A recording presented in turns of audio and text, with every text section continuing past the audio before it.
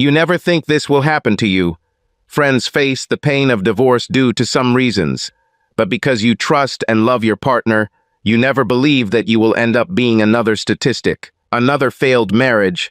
But when you look at divorce statistics, especially in the modern era, it makes me wonder why people get married in the first place. Till death do us part certainly rings hollow, its meaning lost over the decades. I probably should have recognized the signs, but not because of anything I read online, be it stories, articles, or just closer observation. When you're in love with someone, you tend to have a narrowed, rosy view of the world. When you're married, have kids, a home, and have built a life together, the idea of growing old together brings you peace of mind. But I think the signs were there, and I've seen them before. I grew up in what was eventually called a broken home. When I was a child, I thought my parents' marriage was strong. They seemed to love and respect each other. My father worked a lot. His job was physically demanding and demanded a lot from him. But he loved his wife and family and sacrificed himself for what could perhaps be called the greater good. My mother returned to work when my younger sister went to school. As a child, we didn't really understand what was going on, but looking back, there were signs that I soon recognized, and that's when I understood. She didn't start cheating right away. I was a teenager when it started. My brother was a year and a half younger, and my little sister was 3 years younger. It began the way many betrayals begin. At first, it was a late return from work. Then business trips. Shower as soon as she returned home after meeting her lover. She dressed much better than she ever did for our father. And, since this was before the age of smartphones, secret phone calls, and my mother's disappearances at strange dating times. The only reason my father found out about the affair was because it took them by surprise. I found out later that he had finished work early, hoping to surprise my mother by taking her out on an afternoon date, when she announced that she would take half a day off to go to the hairdresser and do some shopping. Instead, he came home to find her car in the driveway and a car he admitted he recognized nearby. He parked at the end of the street and walked home, entering through the back door. He walked into the bedroom and found his wife, my mother, having sex with her boss on the marital bed. My father completely lost his temper and beat him to a pulp. His name was Jim Thompson, and he ended up crawling out of our house, beaten, bruised, and bleeding. Despite their age, my father raised his children never to lay a hand on a woman. But how he was able to control his anger that day, I still don't know. Even he can't explain it. What my father quickly learned was that infidelity meant absolutely nothing in a country where no-fault divorces were the norm. Some people argue that possession is 9/10 of the law. My father tried to kick her out of the house, pack her things, and send her to her parents. Once they found out what she did, they wanted nothing to do with her. Her sister also refused to accept her. Since the house was also in her name as well as my father's, she refused to leave. My father found himself between a rock and a hard place. If he stays, divorce will not be possible. A husband and wife must live separately for 12 months before a divorce can be obtained. More than once my father tried to evict my mother because of her infidelity, but it was not a crime and she had every right to stay in the house.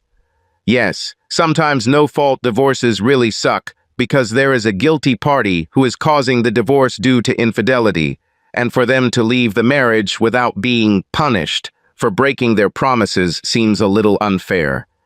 My father eventually gave in, not wanting to stay in the same house with his cheating wife. He found an apartment and moved. He couldn't find a place big enough to take all 3 of us, so we were stuck living with my mother. I realized what was happening and immediately let my mother know what I was thinking about her. She tried to explain her reasons, but I told her that as soon as I could, I would go live with my father. My younger brother and younger sister were not informed, so they simply wondered why our father left. I tried to explain this without getting into the middle.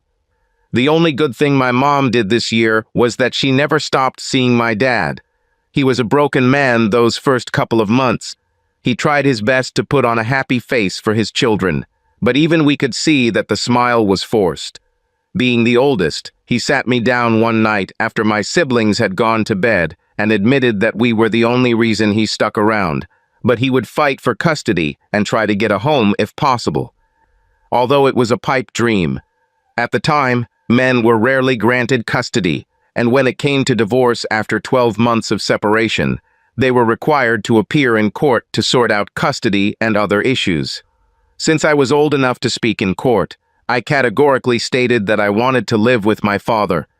But since my brother and sister were considered too young to make such a decision, although the judge would take into account what they said, custody of all three of us was given to my mother. The only positive thing for my father is that in Australia, it is not customary to pay child support, although there is such a thing as spousal support. However, this is not always awarded, and since our mother was already earning well, he only had to pay reasonable child support. Unlike what it seems in the United States, child support in Australia is reasonable for the parent who is no longer living in the family, so my father will not be left destitute by child support payments. The next 4 years were difficult. I already despised my mother, and she knew it. To every man she tried to introduce as her new partner, I told him that my mother was an available woman who cheated on her husband, forcing him to leave the family home. More than once I left her in tears. By the time I was 16, we barely spoke, and I left the house as often as possible, whether it was for school, working part-time, or just being away. My father got his life back on track after his divorce and eventually met a wonderful woman named Naomi, also divorced. I supported their relationship, and she soon came to love his 3 children as if they were her own. She had her own daughter, and we treated her like a sister. Despite the heartache, I was glad that my father had found love again, although I knew he was hesitant to marry again. Naomi seemed to understand this, so she was happy to move in together, and they eventually rented a house together and formed a de facto relationship. As soon as I turned 18 and graduated from high school, I moved in with my father. I hated leaving my siblings behind, the only reason I stayed until that age, but by then my relationship with my mother had become unbearable. My last words to her were, I admit, incredibly cruel, but it was just an explosion of all the negative thoughts that I had been holding inside since my father was forced to leave home, simply because he did not want to stay married to a cheating bitch. Despite our broken relationship, she still cried when I packed my things on the day I left. I hugged my brother and sister, assuring them that I would be there and wouldn't forget about them, before I glared at my mother one last time. My experience with my mother made me cautious in my relationships with women. I had read a lot of articles about infidelity, and I knew that monogamy was my thing, and I expected the same from any partner. I had a few girlfriends while I was in school, but when I started working and earning money, I started dating, hoping to find a woman worthy of my love and trust. I met Kylie when I was 21. She recently graduated from university. I worked as an engineer while taking evening courses because, although I enjoyed working with my hands, I hoped to advance into management. I met her at a corporate event. I was representing an engineering company, and she was working part-time as a sales representative for a vendor. We hit it off straight away, and by the end of the day, I already had her number on his phone with a promise to call her. Hot date, Mark? My roommate asked. He was one of my best classmates, and we agreed to live together so the rent and bills would be cheaper. Something like that, Dave. Is this the girl you met at the conference? To her. Finally got the courage to call her. I looked at him and grinned. Fuck off, Dave. I just waited a couple of days so as not to seem too impatient. Trust me, she was very excited on the phone when I called her and really wanted to meet as soon as possible. After applying a little after shaving, I thought I looked fine. In any case, it's better than looking homeless.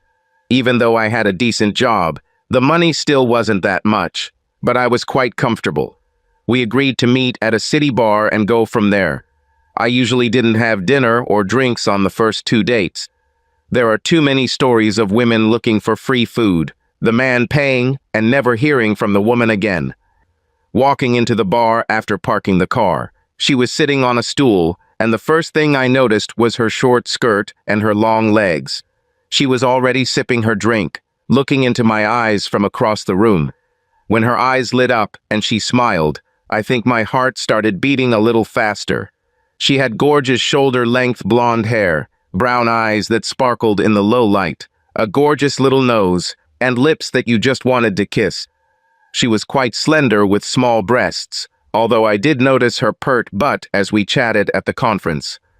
Over a couple of drinks, we gradually got to know each other. Her role at the corporate gig was temporary, as she admitted that she was only hired for her pretty face to attract men to her side. She laughed, admitting it was true, but it made her feel like a piece of meat.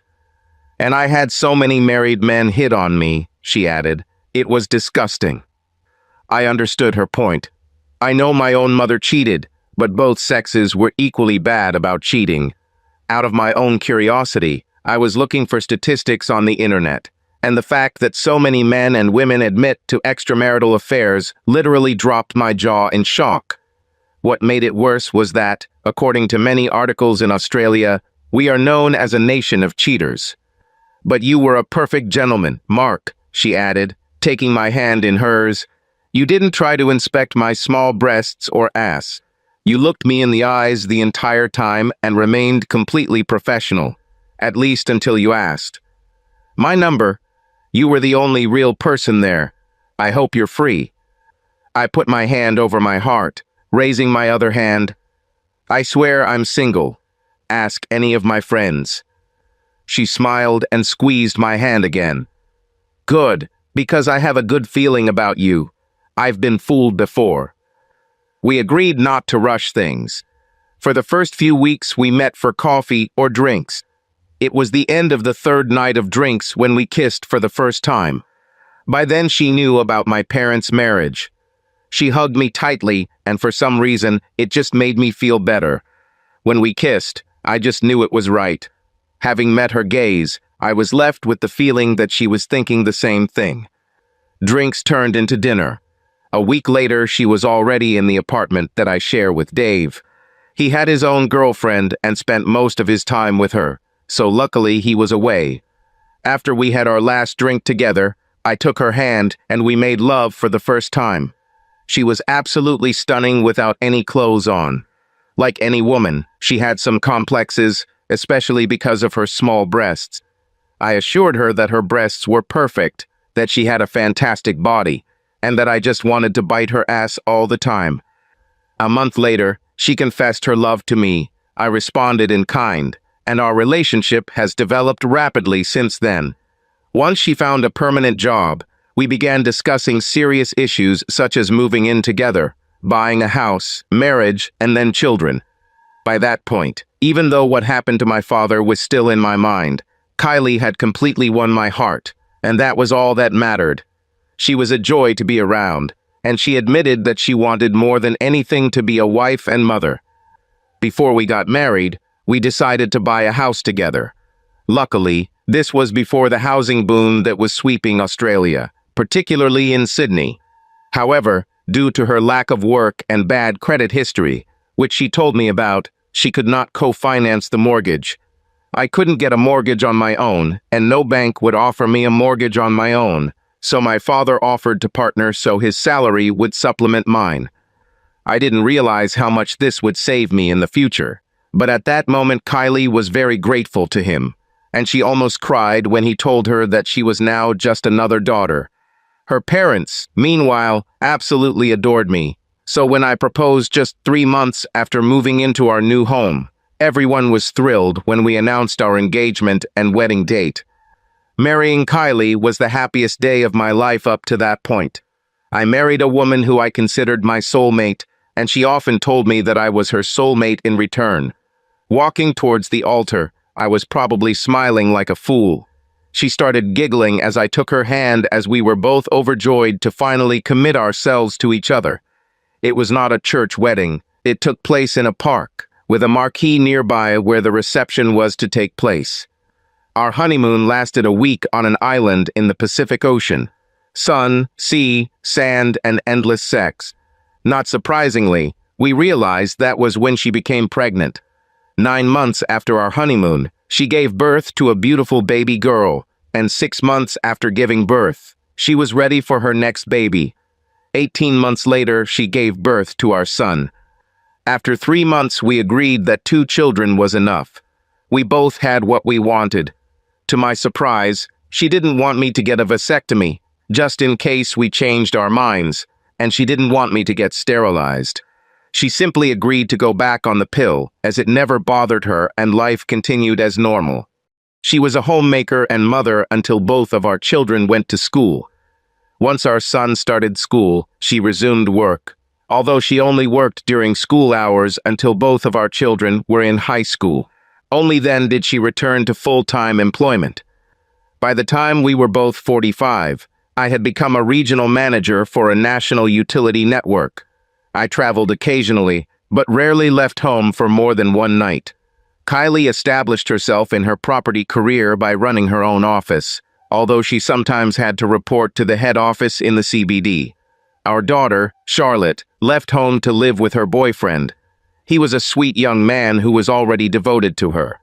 I assumed wedding bells were looming on the horizon. Our son, Stephen, was still at university, living in a student house close to campus.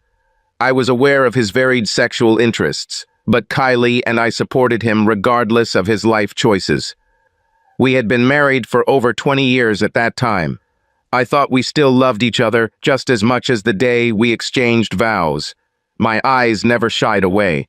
Hand on heart, I could look at another woman, but never considered doing anything since I had given my heart to Kylie, and I didn't want to break that trust. But I couldn't avoid it. What happened to my father has always stayed with me. I should have known better. I should have seen the signs. But when I finally realized the truth, I knew I would have to take certain steps to prepare for the inevitable. You just never think it will happen to you. "Do you think she's cheating on you?" Dave asked, hearing the surprise in his voice. "Dude, she loves you to death. What the hell is going on?"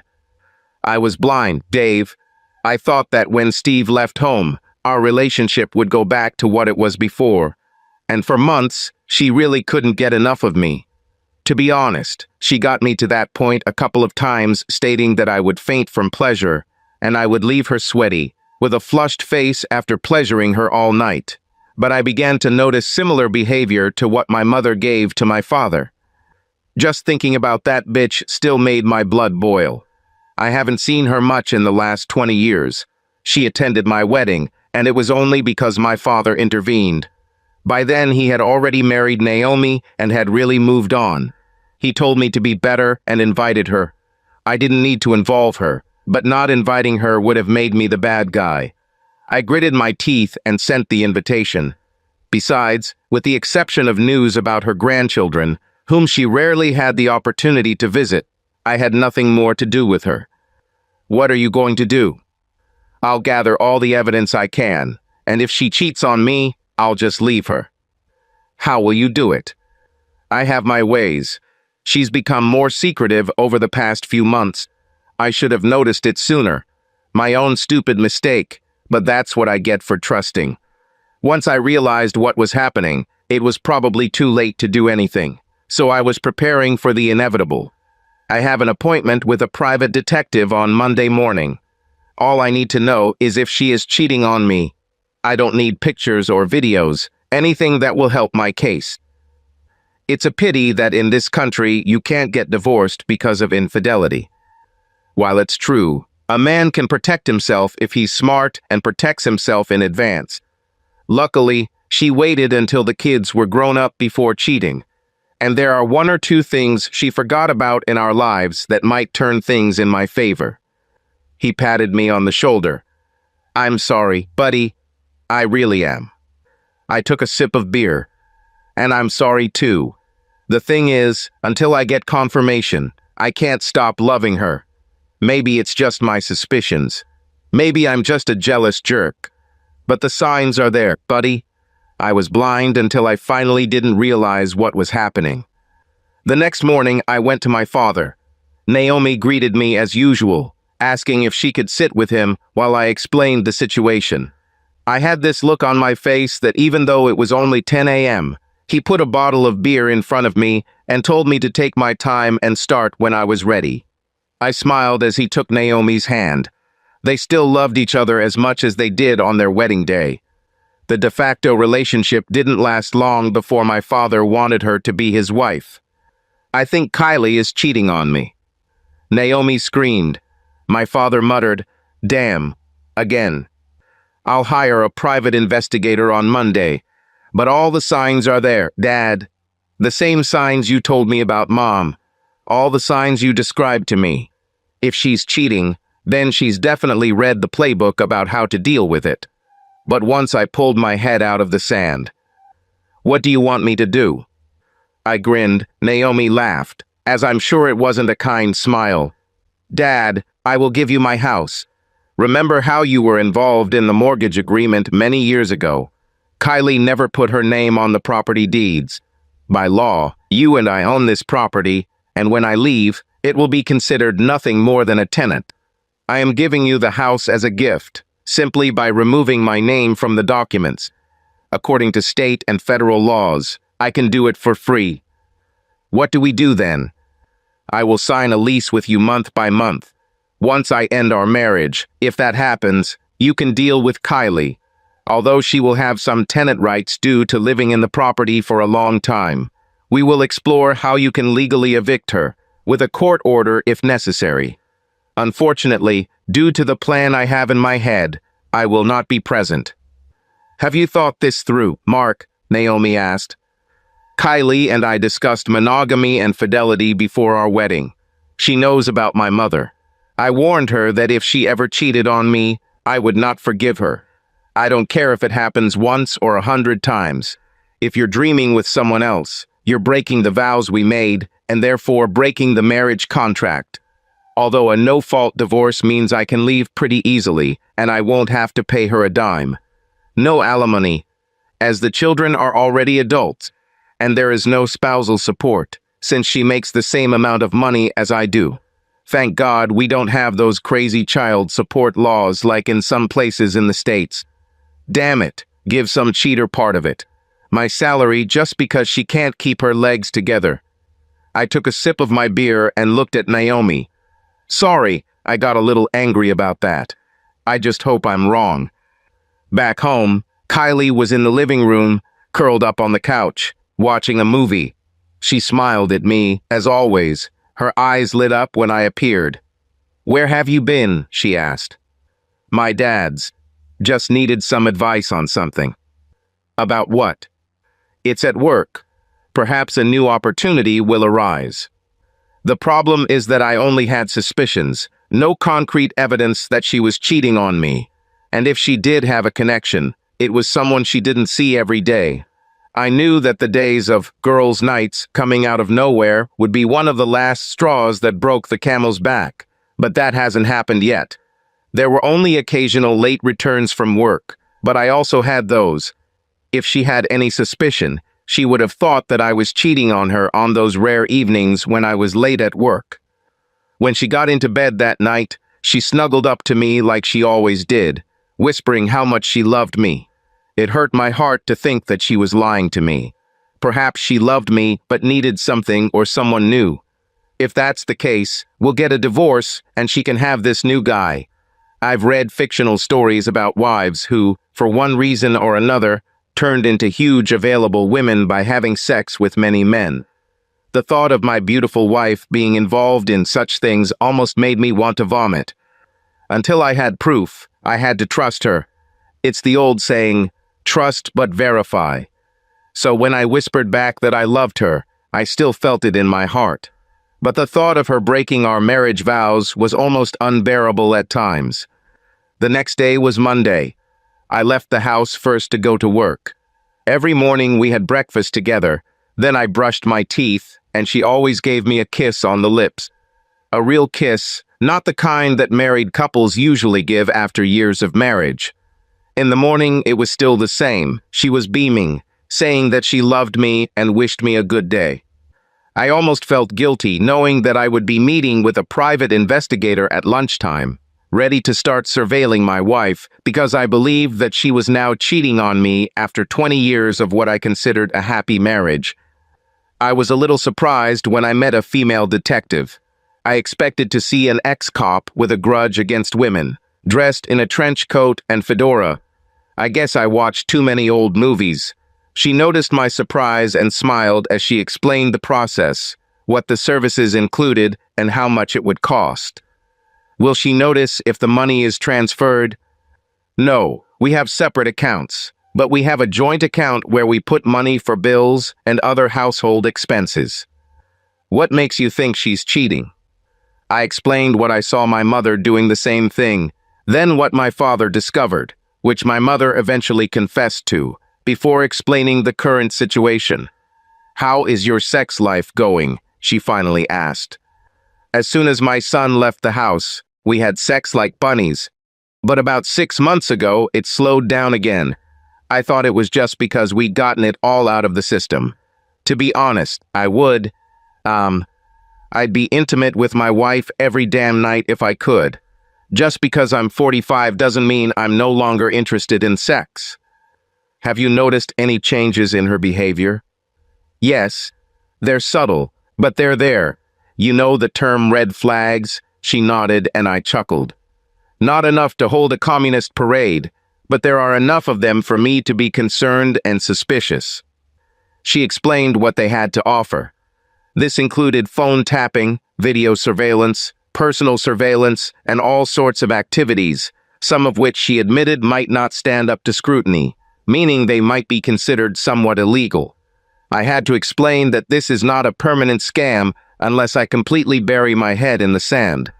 I didn't know if she was meeting someone at lunchtime, or if it happened when she was late at work, or if it was just casual relationships when she just wanted variety in sex. I had to admit that I just didn't know, and I just wanted to know the truth. They gave me some time to think, and they said I could call on Friday to start tracking early next week. It was difficult to refuse sex with my wife. I still didn't know the truth, but the thought of now sharing her with one or more men was a complete turn-off. I could pretend to be sick, but I chose the truth. I just wasn't interested. I know it upset her when I rejected her advances. Finally, she asked if I was stressed at work. I was really stressed about something, so my agreeable grumpy response seemed to satisfy her curiosity. She clung to me, as always, whispering that she loved me. On Wednesday, I called them, asking them to start immediately. I needed to know because it was starting to drive me crazy. I wondered if it was all in my head. It is not surprising that so many spouses who find themselves in the shoes of those deceived suffer psychological trauma from this. In the end, although I paid for their services and they did find incriminating evidence, it only took a month of me refusing my wife for her to finally show her true colors. By that time, I was reading literature every day about cheating spouses, whether men or women, all the signs of cheating, how they mislead their partner, and what spouses can do after the breakup of a marriage. I was already prepared. I started putting things into the car, and I had what was called a getaway bag. Work knew I was ready to move. I just needed to give it a date. My father now owned our home outright. No mention was made in my wife's lease. With a lot of luck, she will be on the street within a couple of months. It was Friday. I returned home at the usual time. I usually found Kylie in the living room, watching TV, holding a glass of wine. When I walked in the door, we would usually order takeout, talk about our week, maybe plan the weekend, cuddle, and then head to the bedroom. Before she started acting differently, Friday night was usually a wonderful night when the kids were finally out of the house. We made love constantly, sometimes barely stopping until Sunday. Instead, I heard her busy in the bathroom. I almost laughed to myself. The situation was so cliché, and grabbed a beer from the kitchen before sitting down on the couch. You never think this will happen to you. I waited in almost complete darkness until she appeared. I expected to see her in a provocative little black dress. Instead, she wore a bright blouse and short skirt, tights and heels. She styled her hair, put on some makeup, and jewelry completed everything. She was stunning. It's a shame it wasn't for me. I knew right away that this was so. "Oh, Mark, I didn't know you were home." "I came home at the usual time." "Kylie, you were clearly too busy getting ready for what you were going to do. Where are you going?" She took a deep breath. "I'm going out tonight, Mark, with John from work." "Why?" "It's just a work moment." It was a blatant lie. I knew who he was. He worked at her company's head office. He was married, he had children, and he was similar in age to both of us. I'm not sure what she expected me to say, but the moment has come when a man simply washes his hands of the situation. If she expected me to beg, she clearly didn't know me at all. She knew my position on monogamy and fidelity. Standing up, she met my gaze as I walked towards her. I stared at her, and she eventually backed down. I smiled as I walked into the kitchen. "Aren't you going to say anything, Mark?" "No." She probably had no idea how prepared I was. I guess we were both good actors.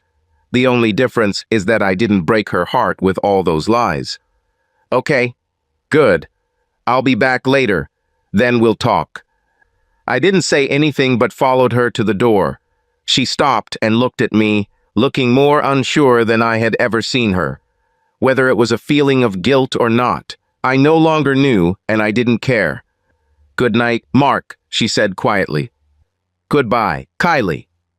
She should have known what I meant, but apparently she thought I would just be another one of those men I read about who put up with such nonsense. But I wasn't a cuckold. I wasn't going to put up with that kind of nonsense. I had no interest in an open marriage, sharing my wife, and God help those men who enjoy watching their wives have sex with others. This is rather humiliating and detracts from the honor of marriage. As soon as she left, I put my plan into action. I grabbed my getaway bag and packed another suitcase, putting them in the car. I went online and thanked the heavens that everything can now be done through an app on your phone or online. We had very little debt, just one credit card each, which I paid off and canceled immediately. I paid the upcoming bills and then transferred most of our savings from our joint account to my own. I left her enough so she could pay a month or two's rent and bills. After that, she would be on her own. Possession is 9/10 of the law. She didn't own the house, and I was long gone when she realized our savings were gone too.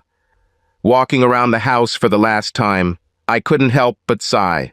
So many good memories were now ruined. After grabbing another beer, I had 3 calls to make. The first one will be easy. The last 2 will be difficult. "Dad, it's confirmed. She's cheating on me. She even admitted that she's going out with another man tonight. The plan goes into effect from now on." "Where are you going?" "Adelaide. I have a new job there for 12 months. Once the divorce is finalized, I may move back to Sydney, but that remains to be seen." "Okay, son. I'll make sure she doesn't know where you are. New number?" "I'll sort it out as soon as I get there. I'll send you my new address as soon as I find a place to live. Be careful on the road and don't do anything stupid." "Dad, I'm just leaving my cheating wife." Unfortunately, both father and son sound a little sad this time. "You didn't do anything wrong, Mark. Just find comfort in what you're doing and soon you'll be able to move on. Just know that Naomi and I love you. Call your kids." "I'm calling them next." "Good luck, son. We'll talk soon." Calling my kids was the hardest thing I've ever done in my life. I called my daughter first. She will always be Daddy's little girl. When I explained the situation, she started crying on the other end of the line. It made my heart hard to hear my little girl cry because her daddy was crushed. I assured her that I would always love her, but I would be gone for a while. I'll email her all my new details once I'm settled in, but I wasn't planning on telling anyone just yet. As for my son, he showed the stoicism one would expect from any young man. He called his mother a cheater, and the only question he had for me was what I was going to do about it. "I'll find out where he lives and send this to his wife," I admitted. "She deserves to know the truth. Besides, I have no desire for revenge, Steve. This is not fiction. This is real life. I'm heartbroken right now, but all I'm going to do is wait for the divorce and then somehow rearrange my life. I'm only 45, 46 when the divorce is finalized. What about counseling? Can she request it? Marriage isn't the same here, and neither are the divorce laws. Steve, you've read too many stories based on the laws of the states. As long as we've been separated for 12 months, I can file for divorce. Since you're both over 18, I don't even have to be present in court, although I will be there to make sure everything goes smoothly. She cannot demand counseling since we have been married for 20 years. Well, I'd be careful, Dad. You know how trials can happen, if she makes her case convincingly enough. Then I'll just present my evidence to the counselor, put the pictures in front of them, and ask them if they will stay married to the woman who deceived them. Okay, Dad? Well, take care of yourself and keep me posted when you get settled into your new place. I think Mom will come see me. She knows Lottie will protect you. Thanks, Steve. Talk to you soon. And that's it. I wrote Kylie a short letter explaining that I was leaving and that she would hear from my father soon. I didn't explain why. I left it as a little surprise. In addition, I explained that I had already called our children and told them the truth, just like my father. She could tell her parents that I left, but if I started receiving insults or requests for reconciliation, I would send them proof. My last act was to take off my wedding ring and put it on the coffee table along with the letter and all the evidence. These were copies as I would keep the originals in case I needed to use them for any reason. As I got into the car, I didn't know whether to laugh or cry, but I felt all the stress I was feeling melt away as I drove away from home. I booked a hotel room on the western outskirts of the city in preparation for my trip to Adelaide. I had 2 weeks to get there and get my life organized, so I took my time, thinking I'd be staying in a few country towns that tend to have little more than a pub, a post office, and a police station, usually all in one building. I arrived in Adelaide a week later. Arriving at the office where I would be working, I was greeted by several people I recognized from previous corporate conferences. I already knew my responsibilities, so knowing that I was a stranger in their city, they took me out and showed me around, suggesting areas to consider for housing. I lived in a hotel for a month while I organized a place to live. I ended up choosing a modern 3-bedroom apartment in North Adelaide after doing my research and finding out that it was one of the best areas in the city. I am not interested in purchasing as the average price was high, although not the same as in Sydney. My goal is to eventually return home to Sydney after 12 months. After I settled in and changed my number, I informed my father, siblings, and children about my new circumstances. Charlotte immediately called, wanting to come visit. I missed her terribly, having arranged for her to fly for a month. My son was finishing his studies, but since Christmas was only 3 months away, he would come to see me then, as he could stay for a few weeks. As for my father, he kept me updated on what was going on with Kylie. Do you know she didn't come home until the next morning? Yeah, I didn't cancel the private detectives until the next day because I was wondering what she was doing that night. They went out to dinner, and it was quite romantic. Then they spent the night at a hotel in the city. I didn't need to know anything else. I thanked them for their efforts and paid them, as their services were no longer needed after that. Well, I heard through third parties and also from her. She came home to find your engagement ring, your letter, and evidence. She called me, your children, and her family, being hysterical. You obviously didn't answer the phone, and I know she sent you emails. Any call from her went to voicemail and was deleted. I marked any email from her as spam. Well, that was just the beginning of her problems. I showed up at her door a week later and showed her the lease we signed. Then I showed her the papers that you gave me at the house. Her face went pale when she realized that everything is completely legal. I've given her 3 months to find suitable housing, and if she doesn't leave, I'll call the police to evict her. She's still living there, but I know she's looking for a place to move. Did she ask about me? Of course. She asked your family, your children, your friends, even your place of work. The guilt eats her up because she ruined 20 years of marriage. Did she explain to anyone why? Not really. Of course she apologizes, but I heard the same nonsense from your mother. She apologized for getting caught, not for cheating on me. Cheaters always live in a fantasy world where they believe they didn't do anything wrong. The usual nonsense that it was just sex. I never broke our marriage for just sex, and believe me, from my 30s until my early 40s, I received many proposals. But I loved my wife and would never break our vows. I got a second chance with Naomi. Mark, give yourself time to heal, time to grieve your marriage, and when you're ready, open your heart to someone else. There are millions of good women in the world. Thank you, Dad. Love you, son. Take care of yourself. I was immersed in work and became distracted. I began traveling around South Australia, visiting various shops and suppliers, while using every weekend to explore different regions, especially the Barossa Valley. I discovered that my divorce made me a tough negotiator, unwilling to give an inch unless it benefited my company. At least my bosses were happy with my work and had already talked to me about the possibility of staying in Adelaide permanently. My daughter came to me a month after I settled into the apartment, waiting for her at the airport, where she shouted, "Daddy," and ran to me, hugging me tightly and spinning around. She immediately began to cry, whispering how much I was dear to her, and that after everything that had happened, I would be home again forever. She stayed with me for a week, and although I worked from home most of the time. But when I had a free minute, we chatted about everything under the sun.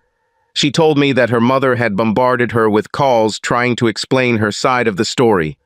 Although I didn't want to show her the evidence, I finally gave in and showed her the report I had printed out. When she finished reading, she was in a flood of tears and almost growling with hatred for her mother.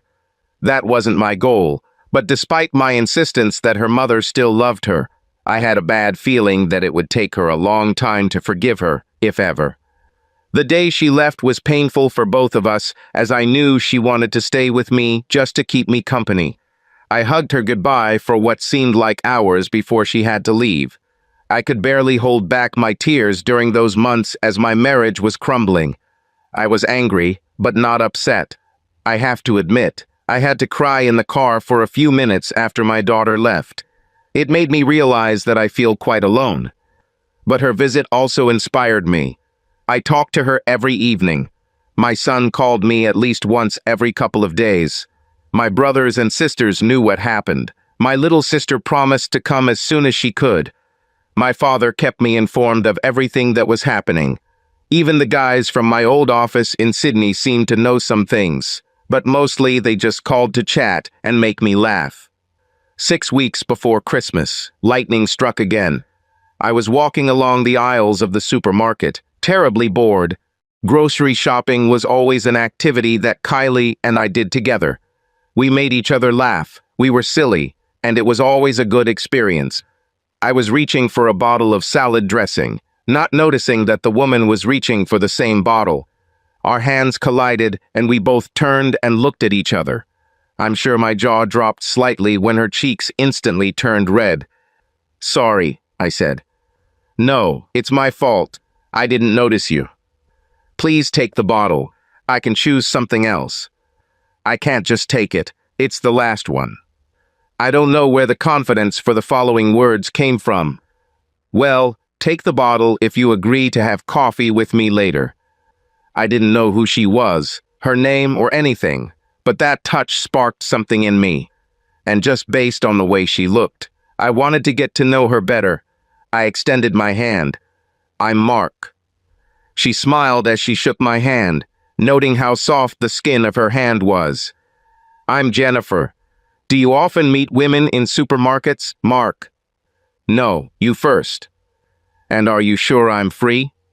"If not, I'll cancel my invitation. If so, I hope you say yes." She was a brunette. Her hair went down almost to her shoulders. Her bright blue eyes were hidden behind a pair of thin black glasses that sat on her cute little nose. Her lips were full but real, a face of classical beauty. I didn't know her age. I wanted to appreciate her figure, but I restrained myself, although I guessed that she was 6 inches shorter than me. I don't know what she thought of me in response, but the smile suggested that she liked what she saw. "I'd like to have some coffee. Why don't you give me your number?" After I gave her my number, she sent me a message. "I'll finish shopping in about half an hour, then I'll really need to get it all home. But I can meet you in a couple hours if you want." "Are you local?" "Yes, I live nearby. What about you?" "Same thing. I hate traveling far just to shop. Tell me where you are and I will meet you there." As she pushed her cart forward, she placed her hand on my forearm. "See you soon, Mark. I haven't been on a coffee date in a long time." I heard the bell and met her gaze. I saw pain, just like in my eyes when I looked in the mirror. "I'll text you when I get home and tell you where we'll meet." After rushing through the rest of my shopping, I used self-checkout and literally raced home, throwing everything in the refrigerator or cabinets before showering and changing. Before I left, I sent Jennifer a message asking if she liked the nearby coffee shop that I've become accustomed to since moving to the area. She responded a couple of minutes later, admitting that she also frequented this coffee shop and wondering if we had seen each other before. I admit I was a little nervous as I waited for her to arrive. I had dated my wife throughout our marriage, but this was my first real date in over 20 years. She entered, also changed, into an incredibly beautiful sunny dress that emphasized her figure, and the bright pattern only accentuated her feminine forms. Her bust was impressive, and she had beautiful legs. Standing up to greet her, I kissed her on the cheek and was surprised when she briefly hugged me. After ordering her a drink, we just started getting to know each other better. She admitted that she admired my confidence when I asked her out on a date in a busy supermarket. Then she added, "But when you touched my hand, Mark, I felt something." So it wasn't just me. She blushed but nodded. "No, I often read about such things, but I thought it was just fantasy." She held out her hand to me and took it, and we smiled as I held her hand in mine. "I just felt it again," she whispered. I felt it too. We didn't go too deep into the story, not on our first date. I learned her name, that she was available, and she smiled, showing me her left hand, although it was obvious that there had once been a ring on that third finger. She was a kindergarten teacher, but had no children of her own. She lived in a small apartment alone. She had several close friends. Her parents lived in the city. She had a younger sister, and she was 35 years old. "Oh," I said, "I'm, 45. I don't care how old you are, Mark. I care what kind of person you are." When she said this, I admitted that I had separated from my wife. Noticing the nervous look on her face, I sighed and asked if she wanted another drink since it would take some explaining. I didn't want to tell her everything at the first meeting, but if it was necessary. She made me smile when she said, "No, Mark, I'll trust you for now. I can see you're suffering. So is it noticeable?" I saw the same look in the mirror when he broke my heart. She took my hand again and squeezed. It gets easier over time, but at first it's day by day. Then it's weeks and months, and soon the person who broke your heart ceases to matter. She smiled at me again. "And then maybe you'll meet the right person who can start to heal that heart.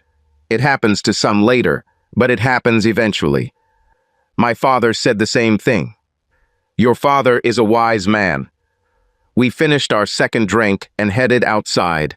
Walking to her car, there was that awkward moment, not knowing whether to kiss her, hug her, or just wish her luck. When I hugged her, part of me didn't want to let go. I couldn't imagine finding someone I liked again so quickly.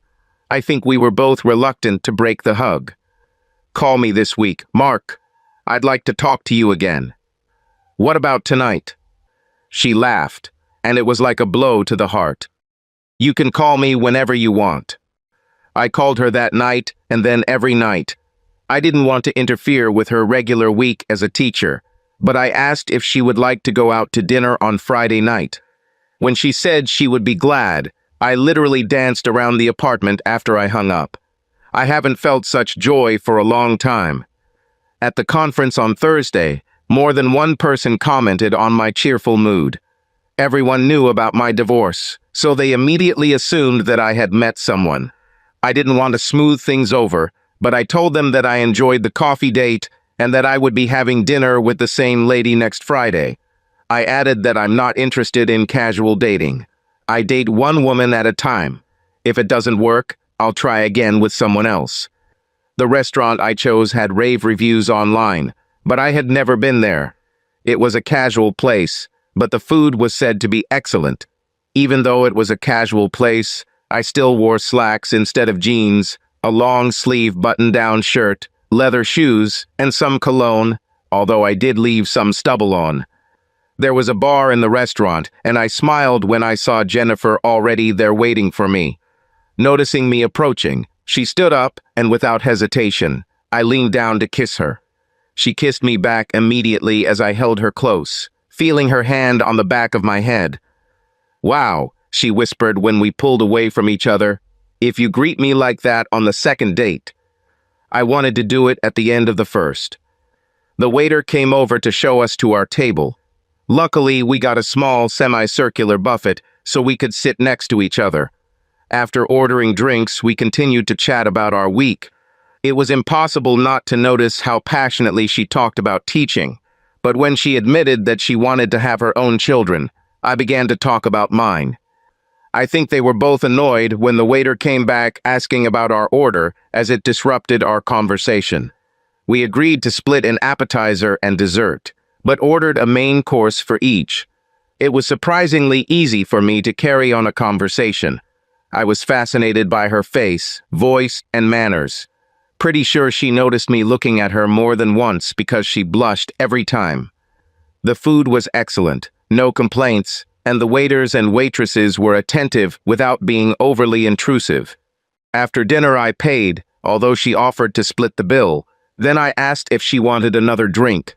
She agreed immediately, taking me by the hand and leading me to a bar that I noticed on the internet. It was a quiet place. The man at the piano provided background music. There were more buffets. Jennifer enjoyed a cocktail, and I enjoyed a bourbon with a mixer. "What happened, Mark?" she finally asked. I told her everything. How did we meet? Our life together. Our children. Our careers.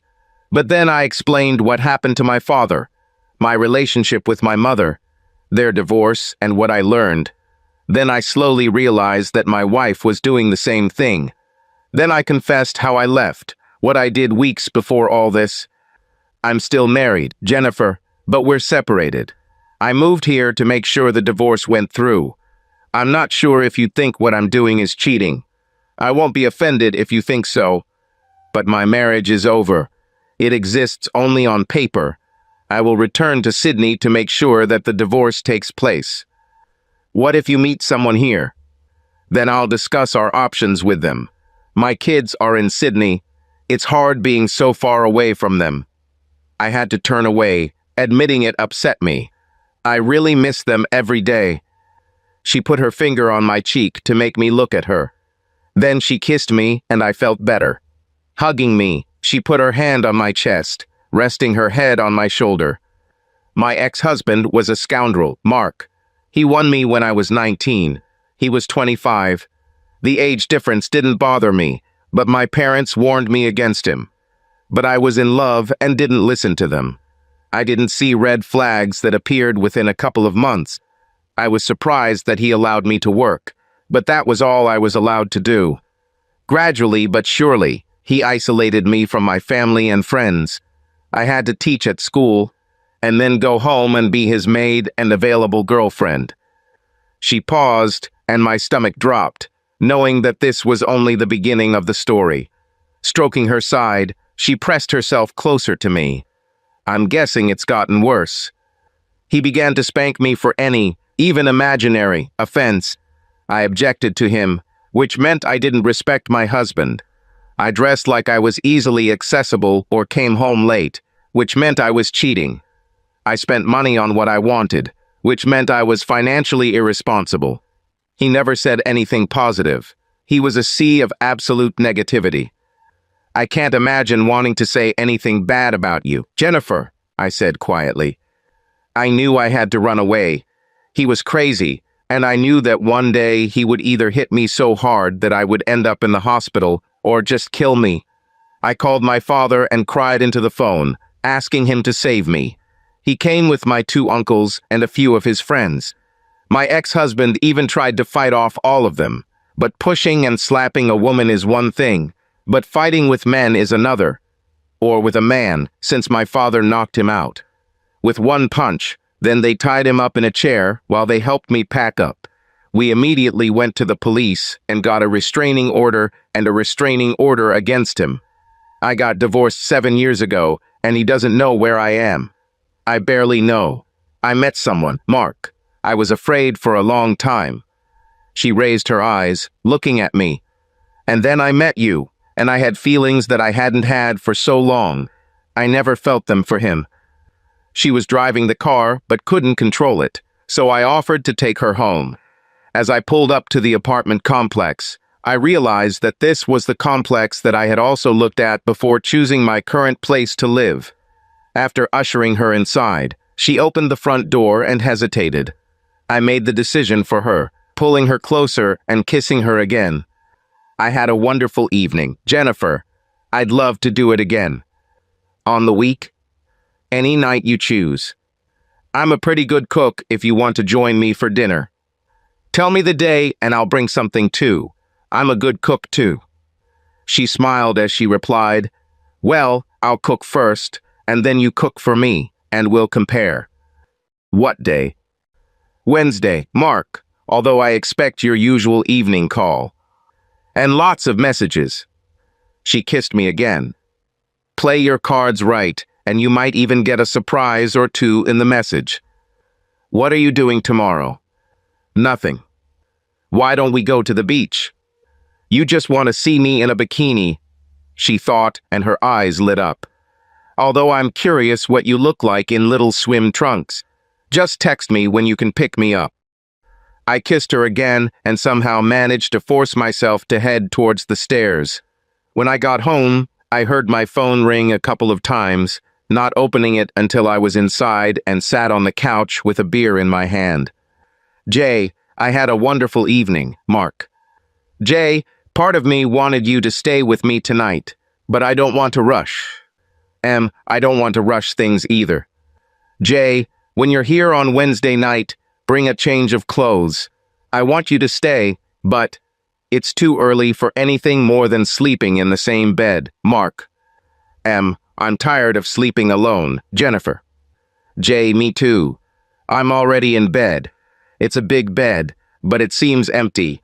I didn't feel this until I met you. I'll pick you up at 9 a.m. First breakfast, and then to the beach.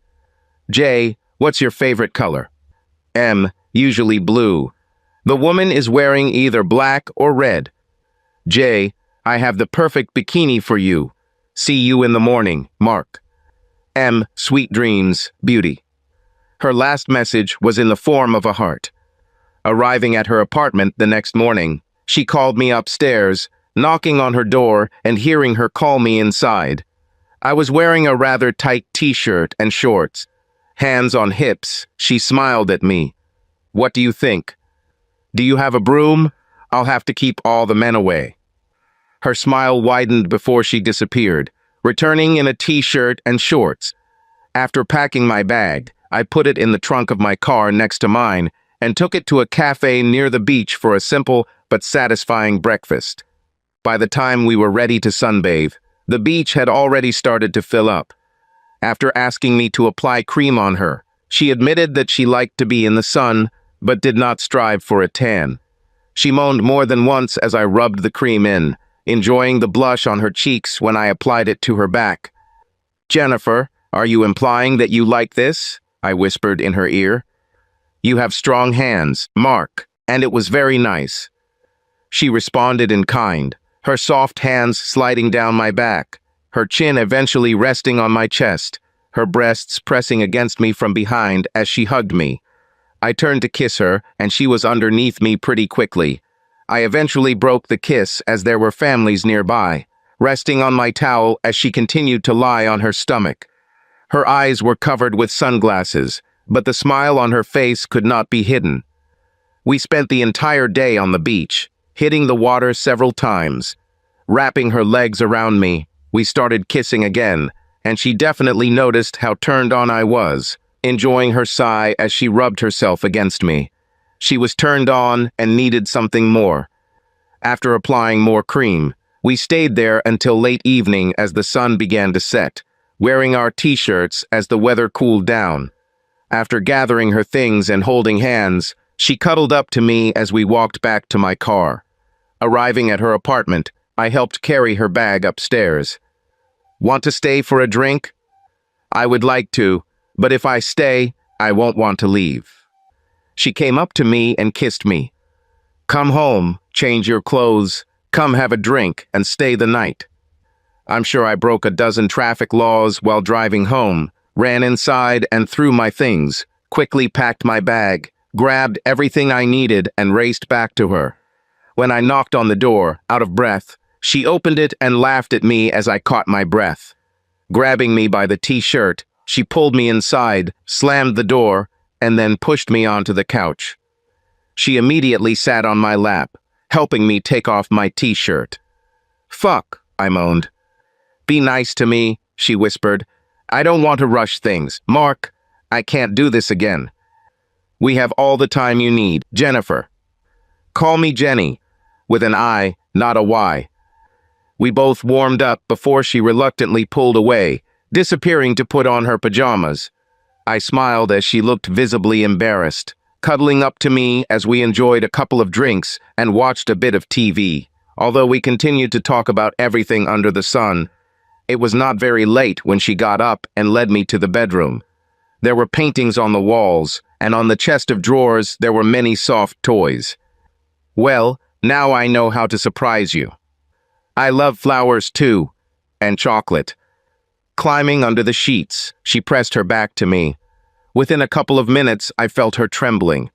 Asking her to turn over, she pressed herself against me, hugging me. She fell asleep within a couple of minutes. I stayed awake a little longer, watching her sleep. She looked so peaceful and so beautiful. I knew how incredibly lucky I was to have such a person in my life. The next morning, she made us breakfast, and we spent the entire day just lazily relaxing in her apartment.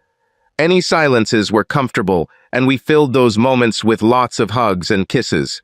We teased each other constantly, but I was ready to wait for her. When she sat on my lap for the last time before leaving that evening, she seemed almost to give in to temptation before I quietly told her to stop. "Take your time, Jenny," I whispered. "We have our whole lives ahead of us." I already knew that I was in love with her, and I had a feeling that she felt the same. The only problem I saw was that I was hoping this wasn't just a rebound from a previous relationship. I had just left my wife of 20 years and fell in love with the first woman I met. But I wanted to believe that it was fate that brought us together. There was a reason we met that day in the supermarket. We didn't text constantly during the day given her busy teaching job, but we talked every night. The guys at work knew I was now seeing someone, while I kept my family in Sydney informed that I had met a special woman. My father called and kept me updated on Kylie's affairs. It turns out she was on the verge of moving out. She was still trying to find me, but no one told her anything. She thought I was still in Sydney, so she was hoping to run into me by chance. Wednesday couldn't come soon enough. Jennifer prepared a delicious dinner that was delicious and filling, but I was especially blown away by the dessert she prepared for us. Rubbing my belly after we finished, I said, "They say the way to a man's heart is through his stomach." Jennifer grinned back at me. Moving my chair closer, I put my hand on her bare thigh. Since she was wearing a dress, she looked into my eyes with a look that made me wonder what I would do next. As I slowly moved up her thigh, I felt her spread her legs slightly. "Are we just going to sleep together tonight, Jenny?" I asked quietly. No, Mark." We cleaned up everything after dinner together before she dragged me into the bedroom. Slowly undressing each other, We didn't stop until we were both naked. That night we made love. The next morning I woke up on my back with her pressed against me, arm across my chest, leg bent and laying across my legs. She woke up and kissed me on the cheek. "I love you," she whispered. As I turned to kiss her, I couldn't help but smile. "I love you too," I whispered back. "Isn't it too early?" "There's no such thing as too soon, Jenny. If that's how we feel about each other, then that's how it is." I felt it on my first coffee date. I knew I had met the man I wanted to spend the rest of my life with. She took my hand and kissed me again. "And I mean, if you want to be closer to your kids, I'll come with you." "Are you sure? This is a big decision." "There's nothing keeping me here, Mark. My parents are still in good shape. My sister is happily married. I won't rush into a decision now, but my heart says to go with you. I'd like to meet your children. They'll be here for Christmas. Then you all will come and celebrate Christmas with my family." She visited my apartment for the first time that evening. She called it a bit bachelor, but it was clean and tidy, although she understood why I kept it simple, since it was only a temporary place where I lived. After I cooked her dinner, hearing the eating noises she made in bed the night before, I knew I had made an impression with my cooking skills. "Jenny, I don't remember the last time I felt so much love for Kylie. I'm not saying this because she broke my heart and cheated on me. Maybe we were just coasting along these years. Maybe because it's new. Maybe because I'm older and have more life experience. But I absolutely fucking love you, Jennifer Morris. And one day soon I want to be Jennifer Williams," she whispered back. Life was bliss for the next few weeks. We did not separate for a single night. I must admit, we spent more nights in her apartment than in mine, since she had a much more pleasant place to live. She spoke to my dad on the phone several times while I kept my kids in the loop, but they didn't want to talk until they met her in person. I called my son a week before Christmas and asked about his mother and what she was doing. I told her I wouldn't be home for Christmas. "I think she realized you're not in Sydney. Lottie hates her, Dad. I mean, real hate. She's spoken to her once since you left. And after that conversation, I almost stopped contacting her. I talked to your sister last night. She'll be here in a couple of days." "What about Grandpa and Naomi?" "I'll meet them when I get back to Sydney. Jenny will probably come with me. We'll just have to find her a job and buy a house as close as possible so she doesn't have to travel as much." "Are you sure you don't want to stay here, Dad? Lottie and I have discussed, and we're both considering moving here to be closer to you. I know your sister is thinking about it too." Jennifer listened and took my hand, giving it a squeeze. "Are you sure, Steve? You'll be leaving all your friends and family behind. You're more important, Dad. Trust me, when Lottie comes over in a couple of days, she'll talk about it. And her husband is for it too. He hates living in Sydney these days." I looked at Jennifer, not hiding my surprise. "I still have to go back to finalize the divorce. Don't make any hasty decisions, Steve. I know how it sounds, but my decision to leave your mother was well thought out." "Oh, I totally get that, Dad. As much as I care, screw her. She's still trying to convince people that she didn't do anything wrong and that it's your fault for leaving." Jennifer went with me to the airport the day my daughter arrived. She brought her husband Tom, but as soon as Charlotte saw me, she dropped her things and ran to me. It was like those days when I picked her up from school, but as soon as Charlotte saw me, she dropped her things and ran to me. It was like those days when I would pick her up from school and she would be very happy to see me. She cried again for a few minutes, and when I introduced her to Jennifer, they both soon burst into tears. I looked at each other with Tom and shrugged helplessly. The next day, my son surprised me by knocking on my apartment door. "Dad," he exclaimed before we hugged. The bastard caught me well. We both had to wipe our cheeks as I took him inside to introduce him to Jennifer. "Well, at least he looks just like you," she stated. I knew what she meant, but I had already had a DNA test done. Kylie didn't cheat on me so early in our relationship, but I still needed that reassurance. On Christmas morning, Jennifer woke up in my arms. Someone knocked on the door. "Stop fooling around, Daddy." Jennifer hugged me tighter, clearly embarrassed. I couldn't stop laughing. "I'm making breakfast, and then we need to go to Jennifer's parents." "We'll be out in a minute, honey." I thought she had left before I heard her say, "I'm glad you're happy and with the one you love, Daddy." "Thank you. Expensive." Later that morning, I took the 5 of us to Jennifer's parents. The trunk was filled with gifts, and they were all carried. Her mother fell in love with my daughter within 2 minutes, and I'm pretty sure my son was adopted as one of their own grandchildren, just like they adopted me as their son. I called my dad via an online video service so we could exchange Christmas greetings. My brother, his wife, my sister, and her husband, and their children spent Christmas with him. Kylie left our previous home a long time ago and moved in with her parents. The news that really surprised me was that her affair partner was kicked out of the house by his wife, who used evidence to ensure he was fired for gross misconduct. Apparently, my wife held on to her job as best she could, but she was demoted from a management position and lost quite a few mutual friends who could not forgive her for cheating on me. It was a wonderful day, and my kids took lots of photos for their social media accounts. I had long since lost interest in anything like this, considering it a waste of time, but I soon received messages from several old friends who contacted my father, asking if he knew my phone number. Many people were curious about what happened, so I kept my answer simple. Others gave me information about Kylie, even though I told them it simply didn't matter. After 12 months, I would file for divorce and return to Sydney only to see it completed. Christmas with Jennifer and her family was fantastic.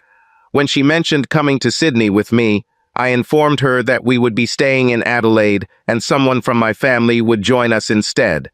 Her face lit up, and I almost made her cry when I finally gave her the gift she wanted. It was too early to propose considering I was still technically married, so I bought her a gorgeous necklace and bracelet combination. She immediately put them on and whispered that she would wear them as often as possible.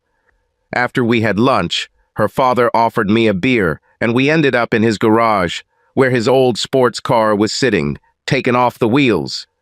I haven't seen Jenny this happy in a long time. Mark, part of me thinks that escaping Adelaide will be good for her. But would you be happy to stay here forever?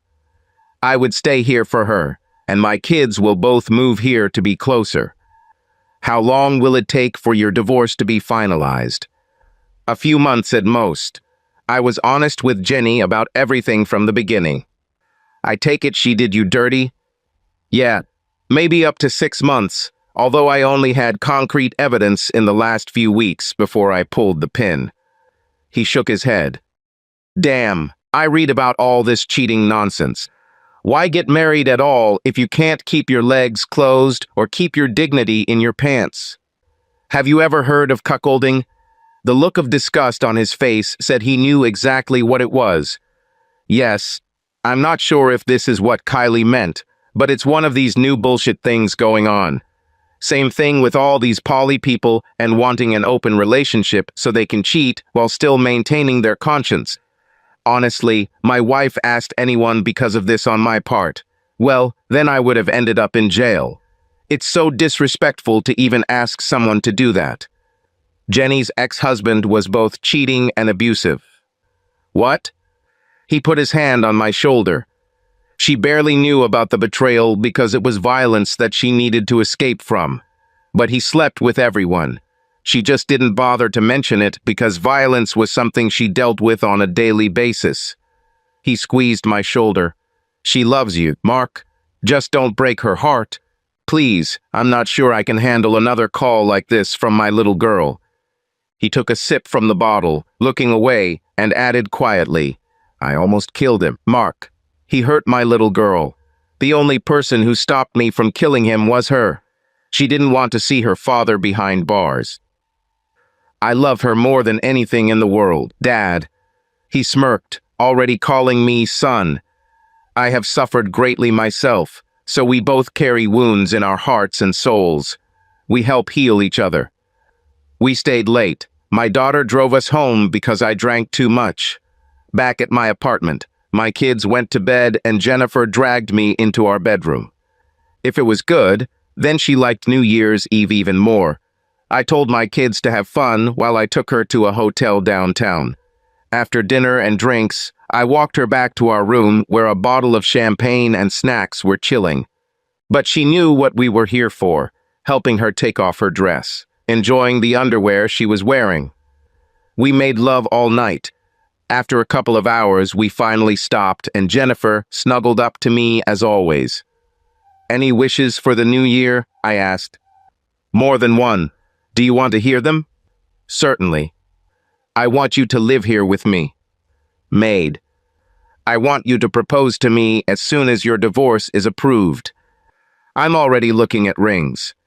She held me tighter. "I want a baby," she whispered. "Stop taking the pills as soon as we're ready." She looked at me in surprise. I couldn't help but smile. "Jennifer, we are going to get married and start a family. I'll throw them out in the morning of the day we decide to start trying.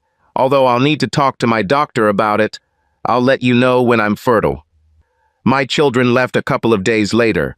I hated leaving them, but once I explained that I would probably stay in Adelaide if they joined me, they promised to start looking at their options.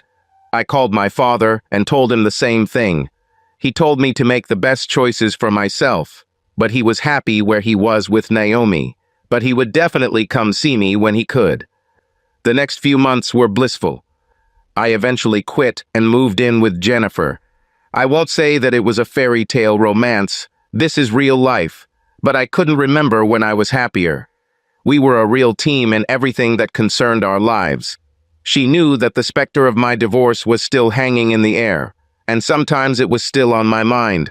We both still had trust issues, but we agreed to always talk about any problems we had, even though neither of us gave the other any reason to think we were doing anything wrong.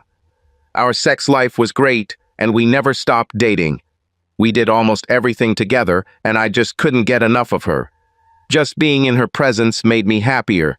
She made me want to be a better man, a perfect man in her eyes. As for Jennifer, she showed me so much love that I had already bought an engagement ring by the time I was ready to return to Sydney.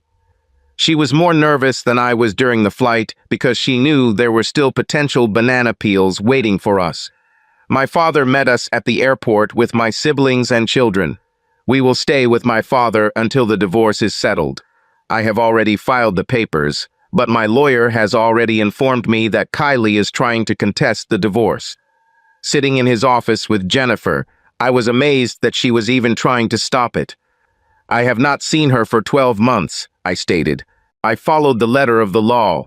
I can even prove that I have been living in Adelaide for the last year, and she has not lived with me during that time. In fact, we have had no communication at all." "While that is true, she still has the right to challenge it," he replied. "No judge will actually listen to her arguments, and no counseling will be required. I assume Jennifer is your partner." "Kylie's cheating was the original reason. Now I have a better reason to divorce her. Once we get divorced, I will propose to Jenny, and we will get married as soon as possible.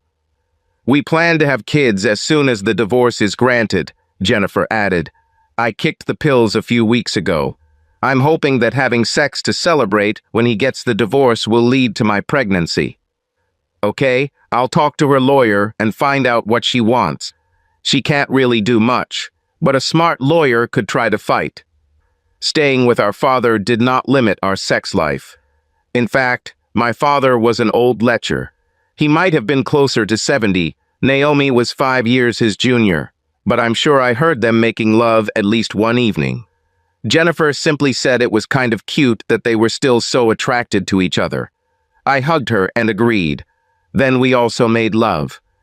3 days later, my lawyer called me. "Kylie will sign the divorce agreement, so it will be a joint statement, and therefore will be completed without delay if I agree to speak to her one last time." I discussed this with Jennifer, who supported me no matter what I chose. My lawyer suggested that I just talk to her so that everything could be worked out. My father actually agreed. "You're with Jennifer now, son," he said. "You're going to get married, start a new family, and your kids will soon be with you in Adelaide. Are you still mad at her?" "Not really. I'm moving on." "She probably isn't. It's her own fault, and I understand why you don't even want to see her. But let her have her say, and then just leave it behind." "Okay, I'll talk to my lawyer and ask him to sort everything out." The next week, we found ourselves at the courthouse. My lawyer explained that once the meeting was over and she signed the documents, the judge was ready to sign off on our divorce, and I would be a free man 1 month and 1 day after the judge ruled on the divorce. I haven't seen Kylie since the night she went on her date. She was waiting in the room as Jennifer, and I approached my lawyer. He explained that Kylie was inside with her lawyer and no one else was there. Taking Jennifer's hand, I led her and my lawyer in the room. Kylie looked up in shock to see me walking in with another woman.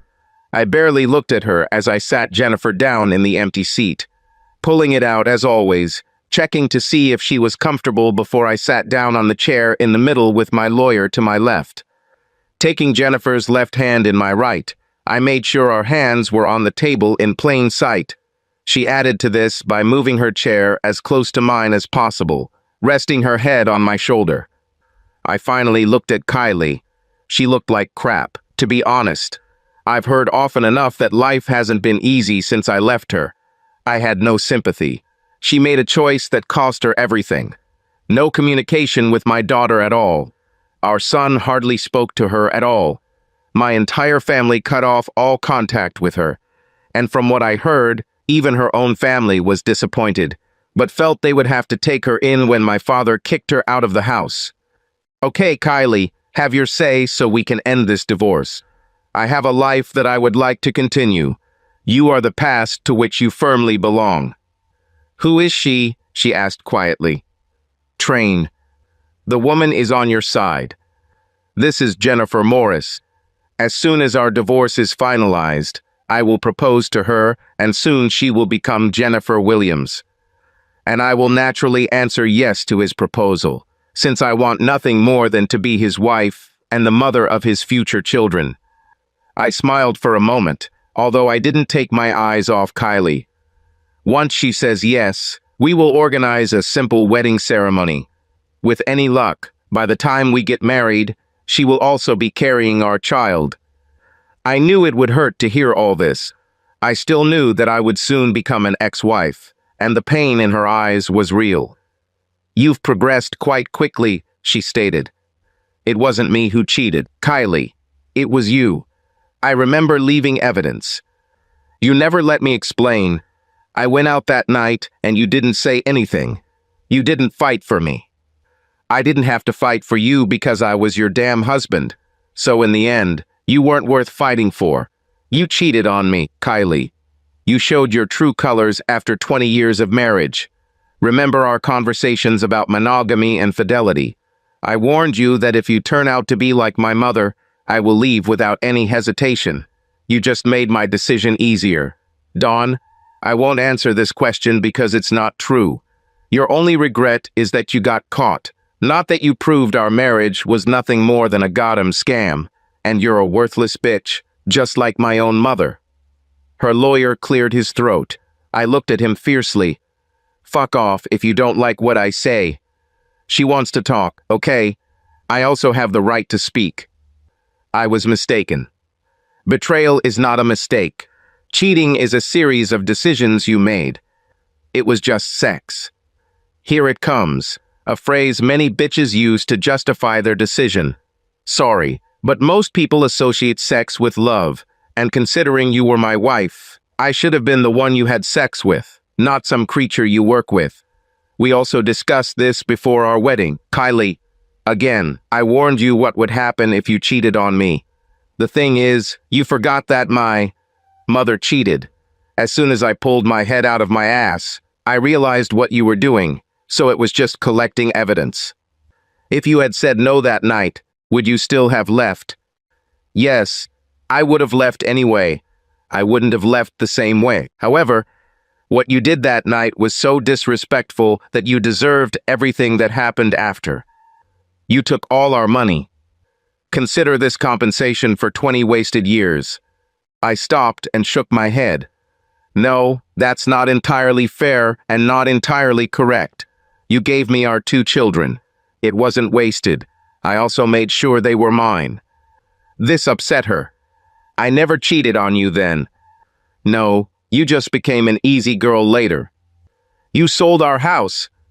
No, I gave it to my father. It's still in his name and he's renting it out.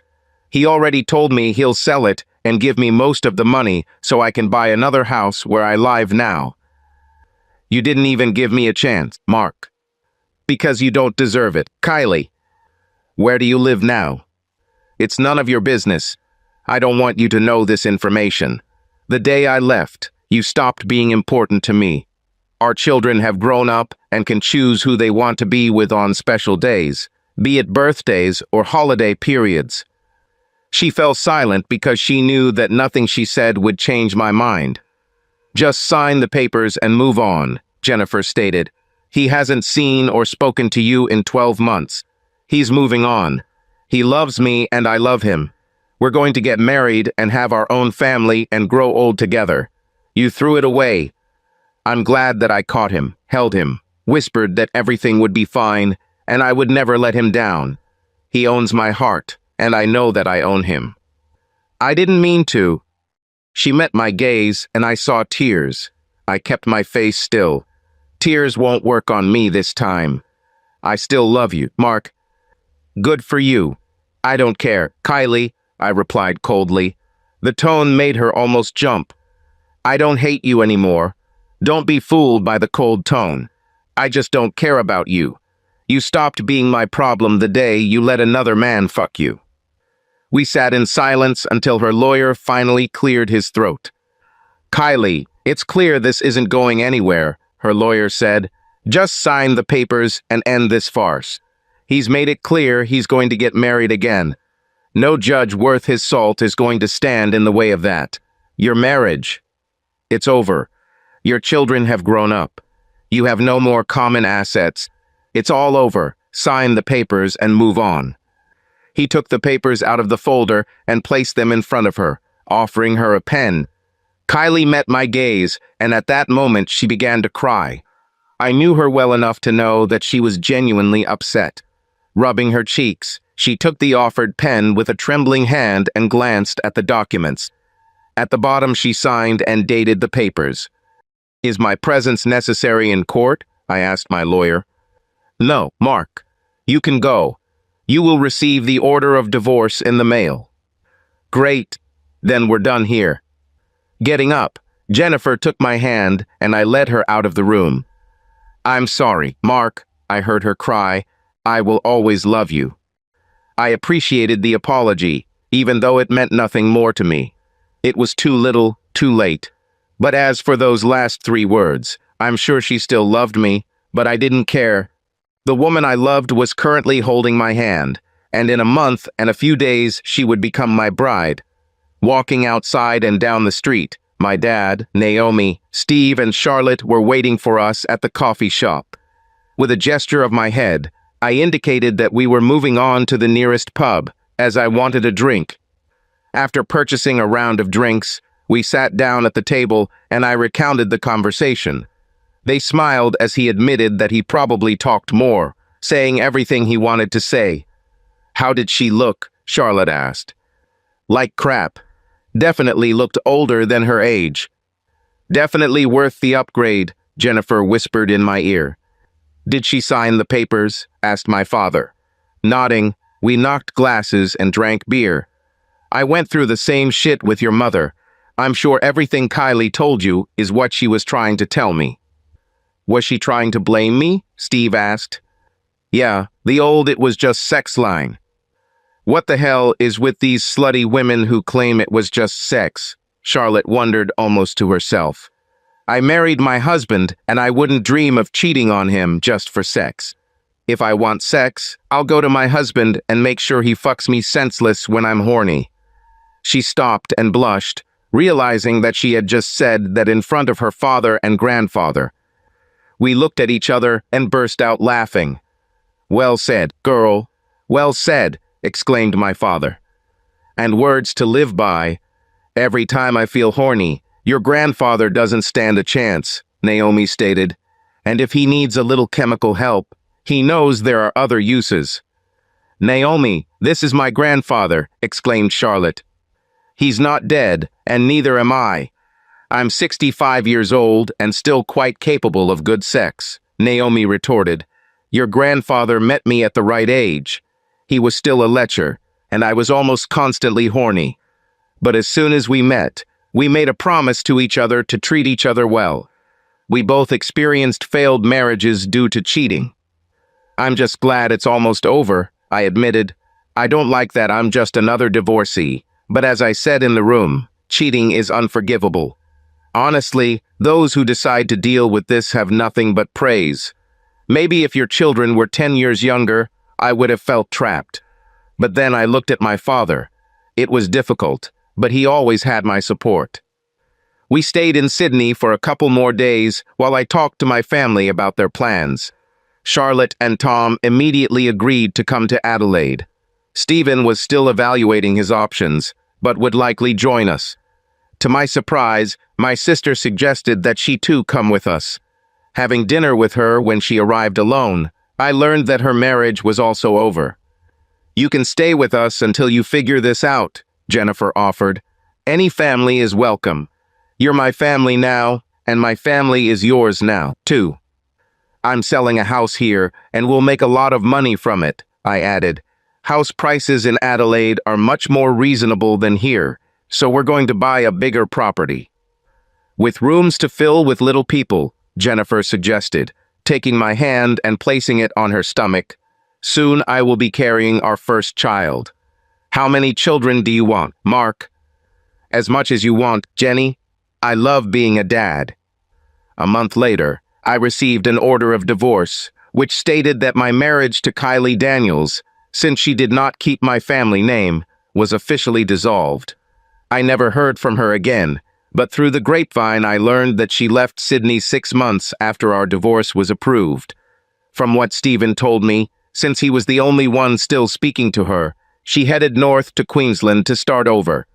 After that, I just stopped asking, and Stephen stopped telling me, because I no longer cared what she did. 2 days after receiving the divorce order, I proposed to Jennifer on the beach in front of our families. She could barely say a word and nodded as I placed the engagement ring on her finger. 6 months later, we got married on the same beach as our new home was just a few hundred meters away. As she walked toward me in her wedding dress, my future wife simply beamed as her father walked her toward me. Taking her hand, none of us could stop smiling, turning to face the triumphant one. Dearly beloved, we are gathered here today. I'm a year away from retirement and life couldn't be better.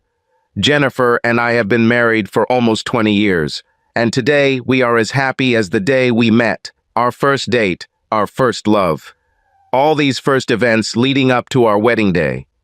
6 months after returning to Adelaide after a trip to Sydney, my daughter and son were living in Adelaide. My daughter is still married to Tom, and I have 3 grandchildren. My son is married to a wonderful man, and they have adopted 2 children. My father and Naomi joined us in Adelaide a year after the divorce, where he lived for almost 10 years before passing away peacefully in his sleep. Naomi was heartbroken, and the first thing we did was insist that she come live with us. She resisted for a while until she realized our house was huge, and we eventually built her a granny flat so she could still be independent. My sister joined us in Adelaide almost immediately after her husband left, taking her children with her. Like her brother, she was the victim of betrayal, and he did not fight her when she took his children. We found her a place to live after she had been with us for a couple of months. She eventually married one of my colleagues and good friends, and they were happily married for 15 years. My brother stayed in Sydney, and he was the only one who kept in touch with our mother. When I was 60, I learned that she had passed away, having had no relationship to speak of with her for nearly 40 years. It was difficult for me to feel any grief upon learning of her death. Jennifer suggested that we still attend her funeral. Again, it was about getting better, so we all flew to Sydney to attend. I was surprised to learn that she remarried and adopted her husband's children as her own. They weren't shocked to learn of our existence, but they were surprised that she didn't admit to being completely estranged from 2 of her 3 children. We could have explained why we broke up, but the funeral was not the right time. We simply stated that we had come to pay our respects before returning home.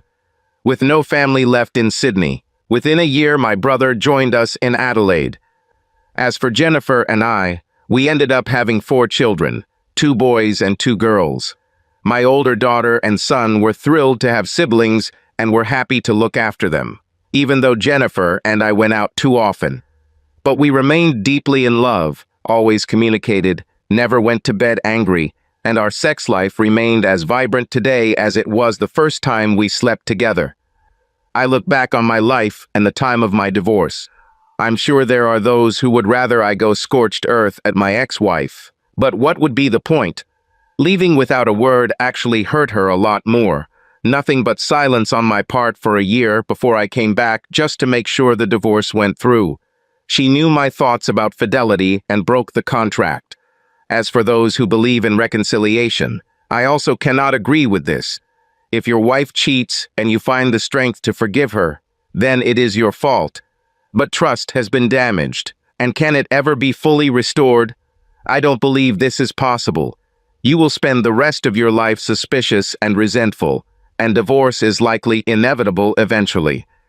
Instead, I took a road I didn't travel often. There was no real revenge, at least not to the point of burning everything to the ground, but there was no chance of reconciliation. I just left and decided to move on with my life without Kylie. I found Jennifer, my only soulmate. I still maintain that meeting in the supermarket was fate.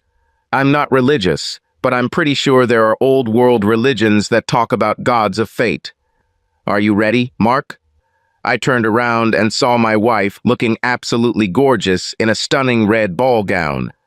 What made me smile was that she lifted the front to show me that she wasn't wearing panties.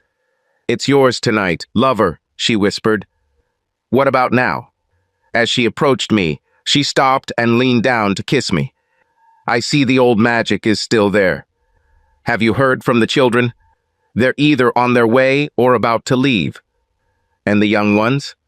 Everything will be fine without us here for the evening, until they burn the place down. So we have time to fool around." She smiled at me. She pressed herself against me as I held her tightly to my body. "I love you, husband. I love you, wife. Many more years of happiness." "Hope so." "Well, maybe we have a few minutes to make love before we have to go. I'll tell the kids we're going to be there for a while. They'll understand why." And she smiled and took my hand, leading me to our bed. This was not the bed on which we first made love, although it was the same bed on which we conceived our 2 children and spent many nights making love for hours. It was never going to be a quick thing if her dress ended up on the floor next to most of my suits. And once we were completely naked, we couldn't help but smile at each other. "Damn it, we're just going to be late," she moaned. "I still can't say no to it after all these years." At least this old man still had it.